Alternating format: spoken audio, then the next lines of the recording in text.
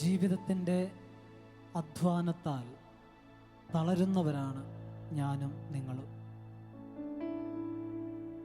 ഈ അധ്വാനങ്ങൾക്കൊടുവിൽ ഒരു വിശ്രമം ആഗ്രഹിക്കാത്തവരായി ആരും തന്നെ ഉണ്ടാവില്ല. വിശ്രമം എപ്പോഴും ദൈവത്തോട് ചേർന്നായിരിക്കണം എന്ന് നമ്മളെ പഠിപ്പിച്ചത് ക്രിസ്തുവാണ്.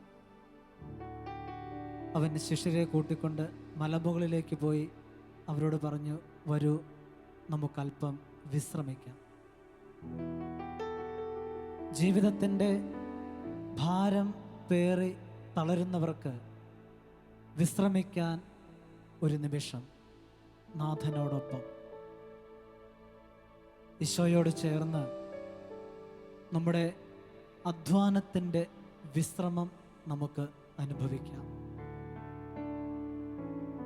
അതിന് എൻ്റെ ശരീരത്തിൻ്റെയും മനസ്സിൻ്റെയും വികാര വിചാരങ്ങളുടെയും എല്ലാം വിശുദ്ധിക്ക് വേണ്ടി ഞാൻ പരിശ്രമിക്കണം. വിശുദ്ധി കൂടാതെ ദൈവത്തെ കണ്ടെത്താനായി പറ്റുകയില്ല. ദൈവത്തിൽ നിന്ന് അകന്നുള്ള പഠനവും വികാര വിചാരങ്ങളെ വിശുദ്ധീകരിക്കാത്ത അധ്വാനവും നിഷ്ഫലമായി പോകും. ജീവിതവുമായി ബന്ധമില്ലാത്ത വിദ്യാഭ്യാസവും പഠനവുമെല്ലാം എന്നെയും നിങ്ങളെയും പരാജയത്തിലേക്ക് വഴി നടത്തും. ഇന്നത്തെ കുട്ടികൾ അവരുടെ പഠനത്തിന് ശേഷം, യുവതി യുവാക്കൾ അവരുടെ പഠനത്തിന് ശേഷം ഉന്മാദത്തിലേക്ക് വലിച്ചെറിയപ്പെടുന്നു എങ്കിൽ എവിടെയൊക്കെയോ നല്ല വിശ്രമവും ദൈവികതയും അവർക്ക് നഷ്ടപ്പെടുന്നു എന്നുള്ളതിൻ്റെ തെളിവാണ്. ജീവിതത്തോട് ബന്ധമില്ലാത്തതൊന്നും ക്രിസ്തു പറഞ്ഞു വെച്ചിട്ടില്ല. ജീവിതവുമായി ബന്ധമുള്ളത് മാത്രമാണ് അവൻ പറഞ്ഞു വെച്ചത്. എന്നിട്ട് ജീവിതത്തെ കുറച്ചുകൂടി ഗൗരവത്തോടുകൂടി എടുക്കണം എന്ന് അവൻ നമ്മളെ ഓർമ്മിപ്പിച്ചു. അത്ര നിസ്സാരമായി നിന്റെ ജീവിതത്തെ കാണരുത്. ദൈവം എനിക്കും നിങ്ങൾക്കും നൽകിയ ഏറ്റവും വലിയ സമ്മാനം എൻ്റെയും നിങ്ങളുടെയും ജീവിതം. ആ ജീവിതത്തിൻ്റെ അധ്വാനവും പരിശ്രമവും മുഴുവൻ ദൈവത്തിലേക്ക് എത്താനുള്ളതായിരിക്കണം എന്ന് ഞാനും നിങ്ങളും മറന്നു പോകരുത്. വിശുദ്ധിക്ക് വേണ്ടിയുള്ള ഒരു പരിശ്രമം, അതായിരിക്കണം ക്രൈസ്തവ ജീവിതം എന്ന് നമ്മളെ ഓർമ്മിപ്പിക്കുന്നത് ഫ്രാൻസിസ് മാർപ്പാപ്പയാണ്. ആനന്ദത്തോടെ ജീവിച്ച് സമർപ്പിതർക്ക് വിശുദ്ധരാകാം. ഭാര്യയോടും ഭർത്താവിനോടും സ്നേഹാദരവുകളോടെ പെരുമാറി വിവാഹിതർക്കും കുടുംബജീവിതം നയിക്കുന്നവർക്കും വിശുദ്ധരാകാം.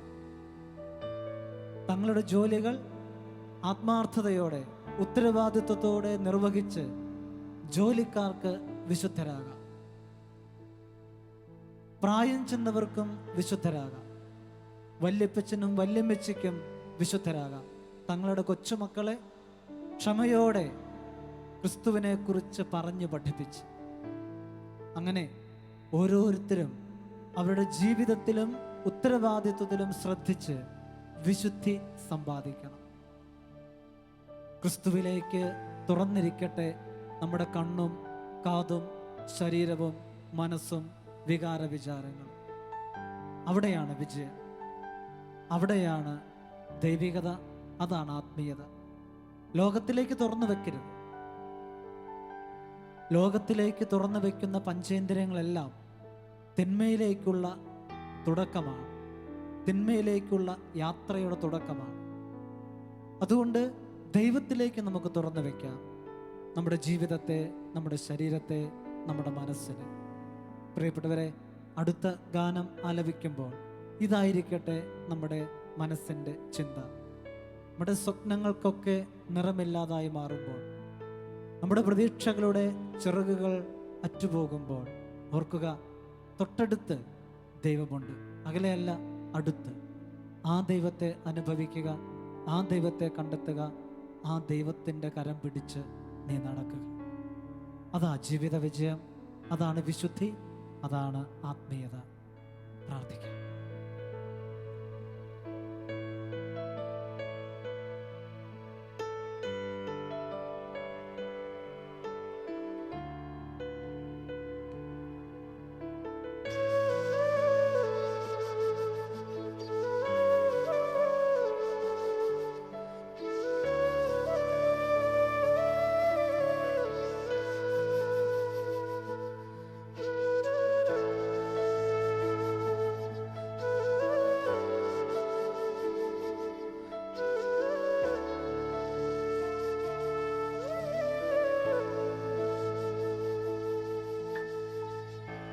സ്വപ്നങ്ങൾ കൈവിട്ടു നിൻ പാദം തേടി പോരുന്നു നാഥാ നിൻ പൊരുൾ തേടി.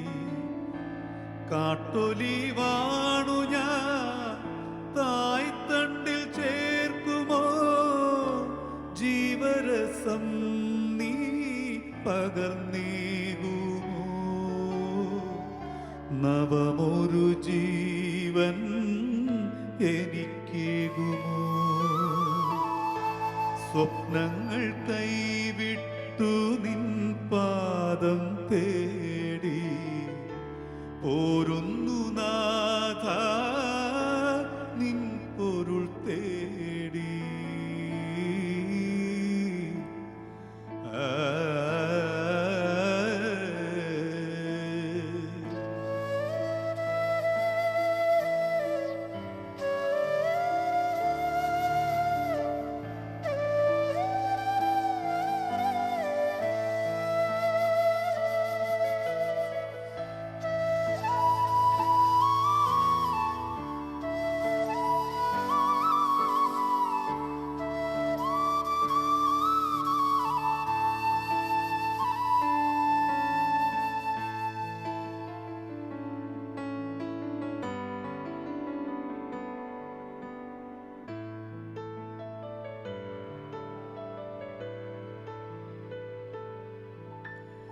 താരാട്ടു കേൾക്കാത്ത കുഞ്ഞിളം കാതും അമ്മിഞ്ഞ പാൽ മണം അറിയാത്ത ചുണ്ടും.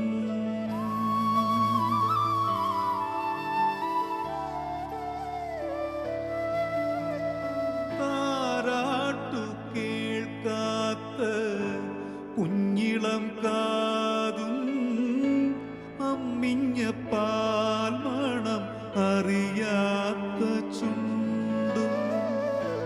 തേങ്ങുമ്പോൾ ഉരുകുന്നു നിൻ മൃദുമാനസം എത്രയഗാധമോ.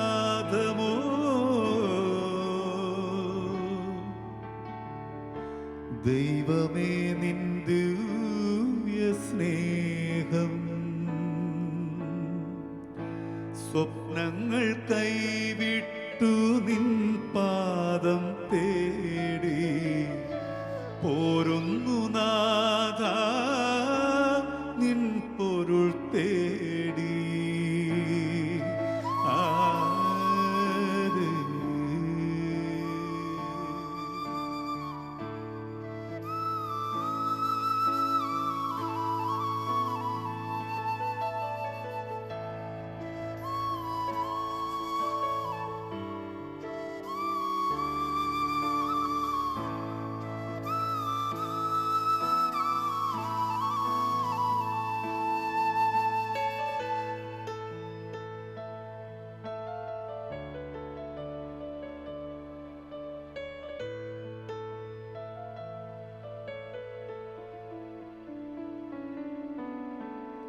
ഒരു മീവൽ പക്ഷിയും ഒരു കുഞ്ഞു കുരുകിലും അറിയുന്നു നാഥനെ നിൻ പരിപാലന.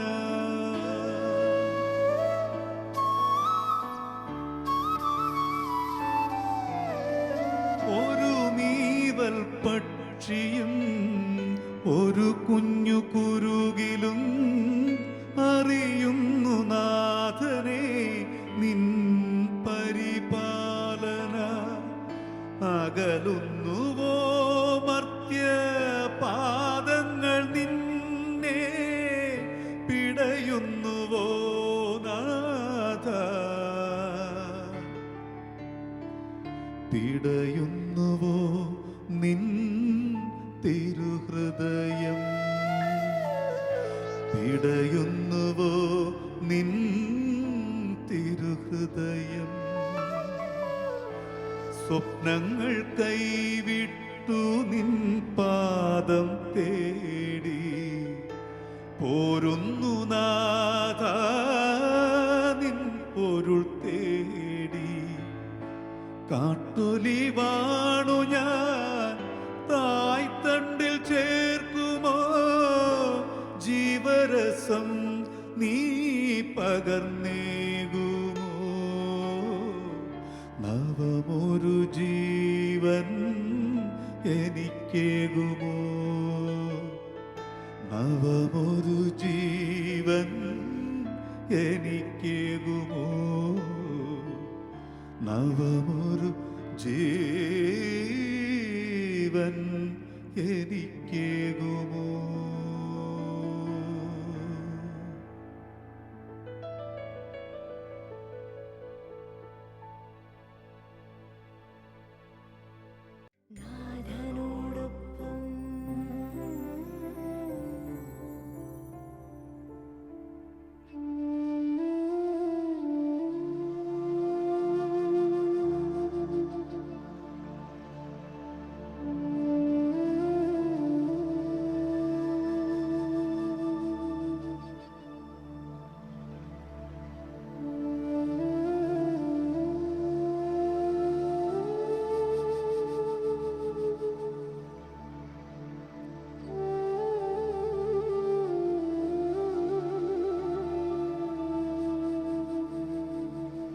ഈ ഭൂമിയിൽ പിറവിയെടുത്ത ഓരോരുത്തരും കടന്നു പോകേണ്ട ഒരു യാഥാർത്ഥ്യമാണ് മരണം.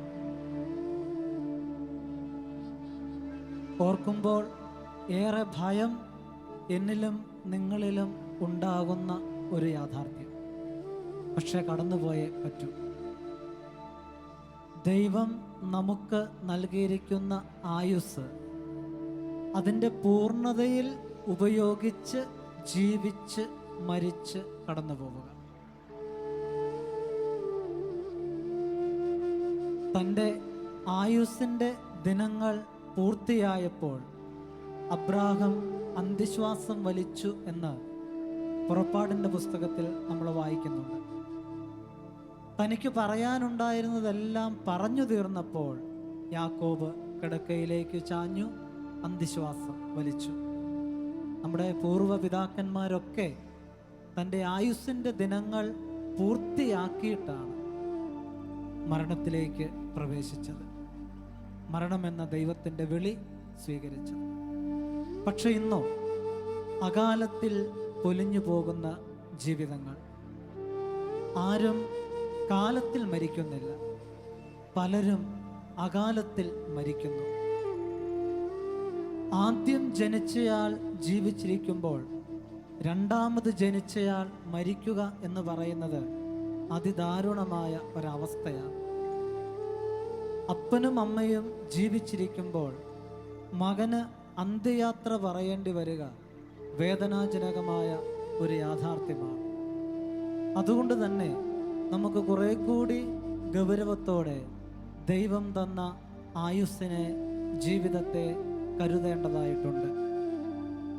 ദ ആർട്ട് ഓഫ് ലിവിങ് അല്ല, ദ ആർട്ട് ഓഫ് ഡൈയിങ്. മരിക്കാൻ പഠിക്കണം. ഈ ലോകത്ത് ജനിച്ചു എന്നുള്ളത് കൊണ്ട് ആരെയെങ്കിലുമൊക്കെ പറ്റിച്ചും തട്ടിപ്പറിച്ചുമൊക്കെ ഒരു പരിധിവരെ ഞാനും നിങ്ങളുമൊക്കെ ജീവിക്കും. പക്ഷേ മരിക്കാൻ അത് പഠിക്കണം. മരിക്കാൻ അതിന് ദൈവത്തോട് ചേർന്ന് ജീവിക്കേണ്ടതായിട്ടുണ്ട്. പ്രിയപ്പെട്ടവരെ,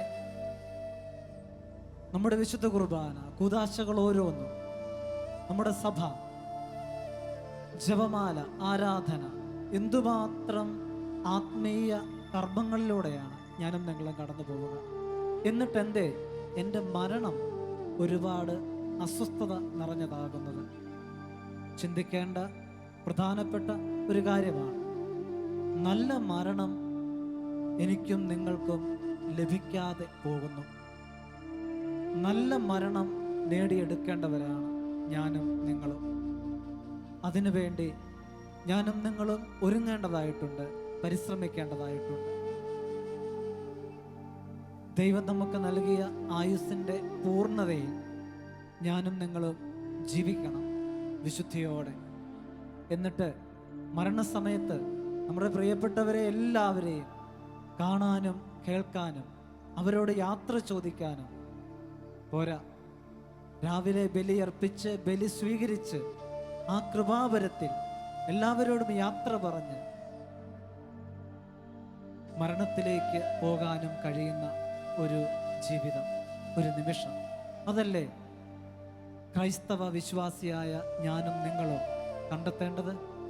അങ്ങനെയുള്ള ഒരു മരണത്തിലേക്കല്ലേ ഞാനും നിങ്ങളും യാത്രയാകേണ്ടത്? പ്രിയപ്പെട്ടവരെ, നമുക്ക് തിരിച്ചു വരേണ്ടതായിട്ടുണ്ട്. നല്ല മരണത്തിന് വേണ്ടി നമുക്ക് ജീവിക്കാം. നല്ല മരണത്തിനായി നമുക്കൊരുങ്ങാം. ഒന്നും അവസാനമല്ല. ഈ ലോകത്തിൻ്റെ ജീവിതത്തിൽ ഒന്നും അവസാനമല്ല, വേറൊരു ലോകത്തിൻ്റെ തുടക്കം മാത്രമാണ്. മരണത്തിന് ശേഷം ഉള്ള ഒരു ലോകം. ആ ലോകത്തെ മനസ്സിൽ ധ്യാനിച്ച് അത് സ്വർഗരാജ്യമല്ലാതെ മറ്റൊന്നുമല്ല, ദൈവത്തോട് ചേർന്നുള്ള നിമിഷം. അതിനുവേണ്ടി നമുക്ക് പ്രാർത്ഥിക്കാം, ഒരുങ്ങാം, നല്ലവരായി ജീവിക്കാം, നല്ല മരണത്തിന് വേണ്ടി ഒരുങ്ങാം. അതിലൂടെ കർത്താവിൻ്റെ വലതുഭാഗത്ത് പിതാവിനോടൊത്ത് പരിശുദ്ധാത്മ സാന്നിധ്യത്തിൽ സ്വർഗരാജ്യത്തിലായിരിക്കാൻ നമുക്ക് പരിശ്രമിക്കാം. ദൈവം നമ്മളെ അനുഗ്രഹിക്കട്ടെ.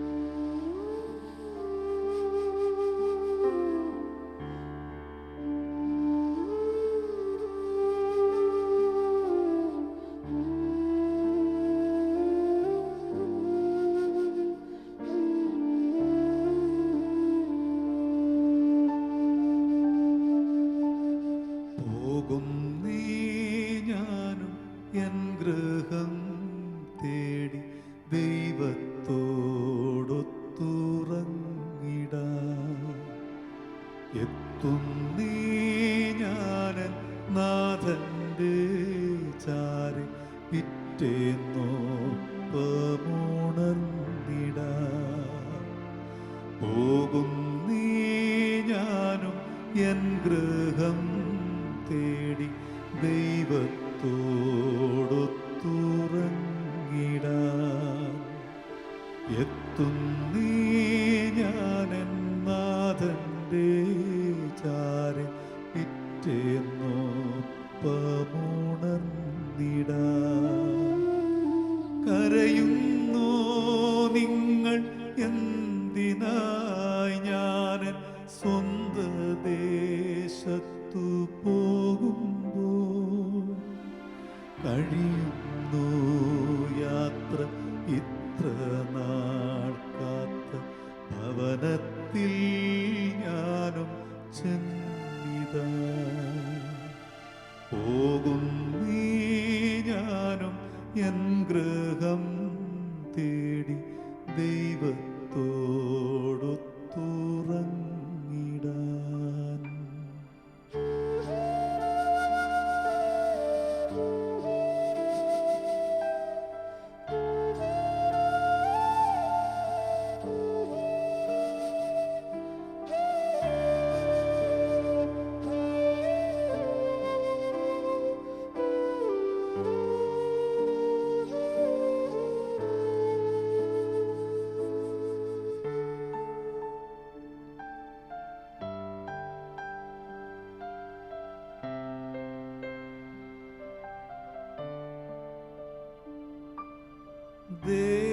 ദേഹമെന്നോര വസ്ത്രമൂരിഞ്ഞ ആറടി മണ്ണിൽ ആഴ്ത്തവേ, ഭൂമിയെന്നോര കൂടുവീട്ടു ഞാൻ സ്വർഗമാം വീട്ടിൽ ചെല്ല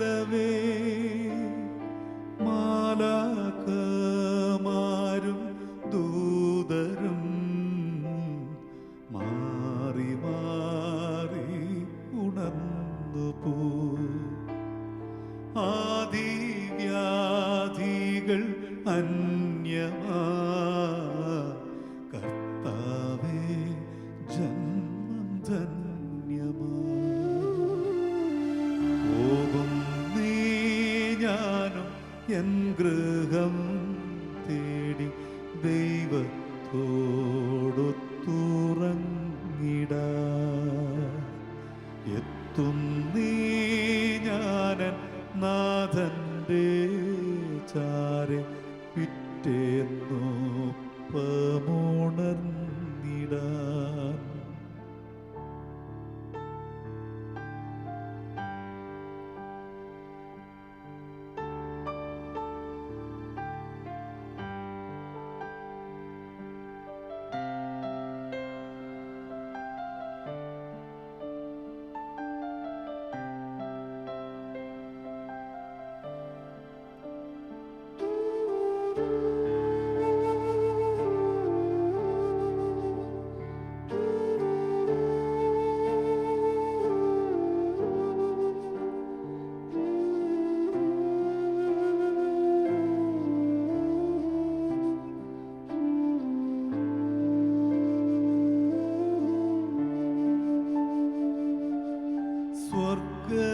സ്വർഗരാജ്യത്തിൽ ചെന്ന നേരത്ത് കർത്താവെന്നോടു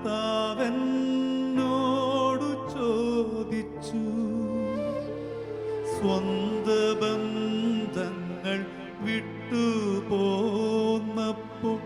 നൊന്തു നീറിയോ നിൻ മനം ശങ്ക കൂടാതെ ചൊല്ലി ഞാൻ കർത്താവേ ഇല്ല തെല്ലുമേ എത്തി ഞാനെത്തി സന്നിധേ ഇത്ര നാൾ കാത്ത സന്നിധേ പോകും നീ ഞാനും എൻ ഗൃഹം തേടി ദൈവത്തോടൊത്തുറങ്ങിടാ എത്തും നീ ഞാനൻ നാഥന്റെ ചാരെ പിറ്റേന്നൊപ്പമുണർന്നിടാ കരയുന്നോ നിങ്ങൾ എന്തിനായി ഞാനൻ സ്വന്ത ദേശത്തു പോകുമ്പോ കഴിയുന്നു യാത്ര ഇത്ര നാൾ കാത്ത ഭവനത്തിൽ ഞാനും ചെന്നിതാ പോകും നീ ഞാനും എൻ ഗൃഹം തേടി ദൈവത്തോടൊത്തുറങ്ങിടാ എത്തും നീ ഞാനൻ നാഥന്റെ ചാരെ പിറ്റേന്നൊപ്പമുണർന്നിടാ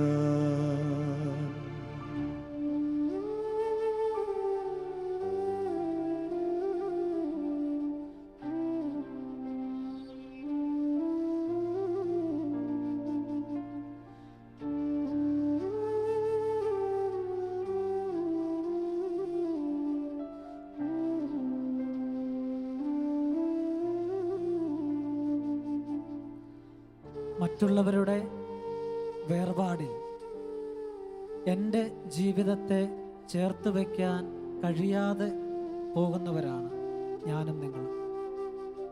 അതുകൊണ്ട് അവരുടെ വേർപാടിൽ എനിക്കൊട്ടും സങ്കടമില്ല.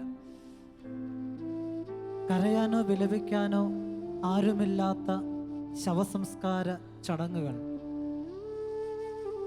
എന്നെയും നിങ്ങളെയും ഇരുത്തി ചിന്തിപ്പിക്കേണ്ടതാണ്. പ്രിയപ്പെട്ടവരെ, ഞാനും നിങ്ങളുമൊക്കെ മരണമെന്ന യാഥാർത്ഥ്യത്തിൻ്റെ മുൻപിൽ ഒരുപോലെയാണ്.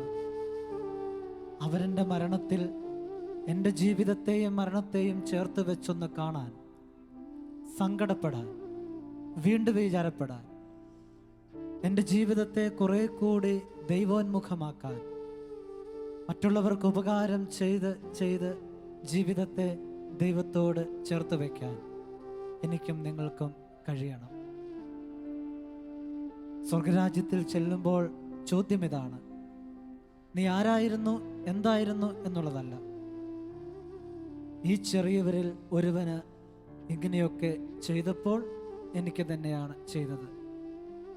വിശന്നു ഭക്ഷണം തന്നു, ദാഹിച്ചു കുടിക്കാൻ തന്നു, നഗ്നനായിരുന്നു വസ്ത്രം തന്നു, രോഗിയായിരുന്നു, കാരാഗൃഹത്തിലായിരുന്നു, സന്ദർശിച്ചു. ഇതാ ചോദ്യങ്ങൾ. നീ എന്തായിരുന്നു എന്നുള്ളത് കർത്താവിൻ്റെ മുൻപിൽ പ്രധാനപ്പെട്ടതല്ല. നീ എന്ത് ചെയ്തു, എന്ത് ചെയ്തില്ല എന്നുള്ളതാണ് പ്രാധാന്യം. പ്രിയപ്പെട്ടവരെ, നന്മ ചെയ്യുന്നതിൽ നമുക്ക് മടി വിചാരിക്കാതിരിക്കാം. ഒരുപാട് അനുഗ്രഹങ്ങൾ രണ്ട് കൈയും നീട്ടി സ്വീകരിച്ചവരാണ് നമ്മൾ. ആ അനുഗ്രഹങ്ങൾക്ക് നന്ദി പറഞ്ഞ് ആ അനുഗ്രഹങ്ങൾ മറ്റുള്ളവരുമായി പങ്കുവെച്ച് ഈ കൊച്ചു ജീവിതം കൂടുതൽ മനോഹരമാക്കാം. എന്നിട്ട് മരണത്തെ രണ്ട് കൈയും നീട്ടി സ്വീകരിക്കാം. ദൈവത്തോട് ചേരാം, പ്രാർത്ഥിക്കാം, ദൈവാനുഗ്രഹത്തിന് വേണ്ടി യാചിക്കാം.